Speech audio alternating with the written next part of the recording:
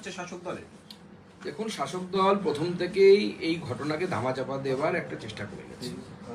কেন চেষ্টা করে গেছে সেটা আগামী দিনে তদন্ত হলে যারা অপরাধী তারা বেরোলে পরে তখন ধরা পড়বে যে কেন তারা চেষ্টা করেছে। আর অভিষেক বাবুর ঘনিষ্ঠ মহল কারা? তার পিসি কি তার ঘনিষ্ঠ নয়? সবার আগে তো পিসি মুখ্যমন্ত্রী, তাকে বলা উচিত যে এর বিরুদ্ধে কি স্টেপ নেওয়া উচিত ছিল। দুর্ভাগ্যের বিষয়, তারা এখন গ্যালারি শো করতে নেমেছে, গ্যালারি প্লে করতে নেমেছে, যখন দেখেছে যে বাংলার সাধারণ মানুষ, সাধারণ মহিলারা তারা জেগে উঠেছে, সবাই এর প্রতিবাদ করছে। অনেকে বলছে যে সবাই মিলে মিছিল করে গিয়ে আমরা নবান্নে চলে যাই। এই ধরনের আক্রোশ মানুষের মধ্যে আছে। গতকাল আমি হুগলিতে ছিলাম একটি বিশেষ কাজে, যখন সেখান থেকে আমি বেরোচ্ছি, একজন মহিলা মোবাইল নিয়ে ছবি তুলতে এসে আমাকে বলছে, দাদা এরা যেন একটাও ছাড়া না পায় যারা এই অপকর্ম করেছে, সবার যেন ফাঁসি হয়। এই যে আক্রোশ মানুষের, সে সাধারণ মানুষ, সে বিজেপি, তৃণমূল, কংগ্রেস কিছু বোঝে না, বা তাদের কোনো পলিটিক্যাল অ্যাফিলিয়েশন নেই। তো সাধারণ মানুষ এই মুহূর্তে গর্জে উঠেছে বাংলার শাসকের বিরুদ্ধে।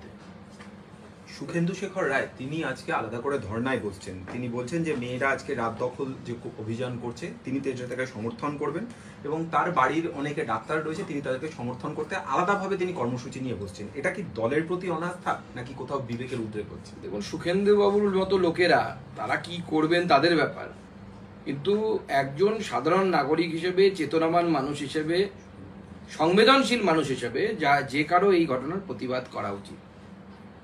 সুখেন্দুবাবু পরিবার মালদার লোক আমরা জানি, এবং এই মালদা ওনার বাবারও একটি অবদান ছিল, ওনার বাবারও অবদান ছিল, যার জন্য ভারতবর্ষের সাথে থেকেছে।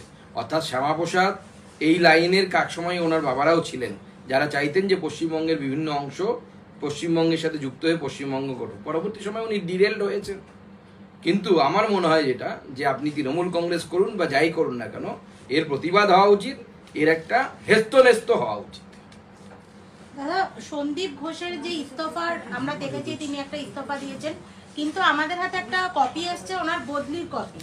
আগেই মানে ইস্তফা দেওয়ার আগেই ওনার বদলি হয়ে গেছিল 810 নম্বর মেমো। তাহলে এটা কি পুরোটাই নাটক ছিল?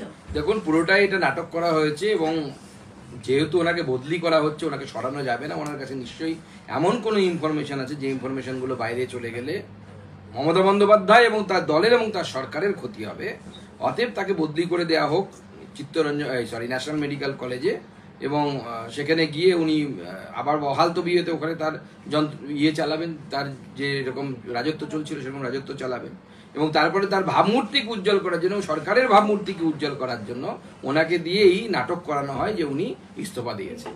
দাদা, আজকে কন্যাশ্রী দিবস, মুখ্যমন্ত্রী মমতা বন্দ্যোপাধ্যায় কন্যাশ্রীর জন্য সবাইকে শুভেচ্ছা জানিয়েছেন, অথচ সেরকমই এক কন্যার হাসপাতালের মধ্যে রেপ এবং মৃত্যু হলো। দেখুন, মাননীয় মুখ্যমন্ত্রীকে বলবো, কন্যাশ্রীর টাকা দিচ্ছেন, ভালো কথা, আপত্তি নেই আমাদের তাতে, কিন্তু তার আগে কন্যাদের সুরক্ষার ব্যবস্থা করুন।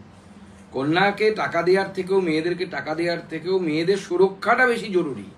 যদি সুরক্ষায় না থাকে, আমার ঘরের কন্যাই যদি না বাঁচে, তো কন্যাশ্রীটা কাকে দেবেন? আজকে যে মহিলার একমাত্র মেয়েকে তিনি হারালেন, তা আবার মেডিকেল কলেজের ভেতরে পড়তে গিয়ে, এমডি পড়তে গিয়ে হারালেন, সেই মহিলাকে যদি আপনি মাসে মাসে কন্যাশ্রী দেওয়ার ব্যবস্থা করেন, মাসেও দেন বছরের জায়গায়, সেই মায়ের কোলে কি সেই মেয়ে কি আর ফিরে আসবে? সেই মেয়ে তো ফিরে আসবে না।